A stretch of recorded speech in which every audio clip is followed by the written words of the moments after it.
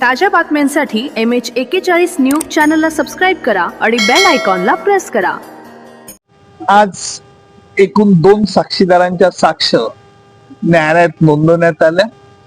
त्यातला पहिला साक्षीदार जो होता त्याचा मयत पिढीचा काका आणि दुसरी साक्ष मयत पिढीची आईची साक्ष झाली।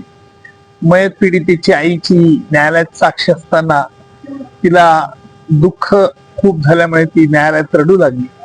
काही वेळ न्यायालयाने काम स्थगित केलं आणि त्याच्यानंतर पुन्हा न्यायालयाचं काम पूर्ण झालं। अर्थात याच्यावरती आरोपींच्या तर्फे एक अर्ज देण्यात आलाय। त्या अर्जाची सुनावणी उद्या होईल, परंतु उद्याची सुनावणी ही VCच्या माध्यमातून, व्हिडिओ कॉन्फरन्सच्या माध्यमातून घेतली जाईल। त्याच्यामुळे उद्या तेवढं काम पूर्ण झाल्यानंतर पुढची तारीख उद्या कळेल। काय अर्ज दिला आरोपींच्या? पीडितेच्या आईला काही प्रश्न विचारण्यात आले होते की यापूर्वी तू काही प्रसार माध्यमांशी बोललीस का, तर तिने अर्थात रडत उत्तर दिलं की मी काही असं काही प्रसार माध्यमांशी बोलले नाही।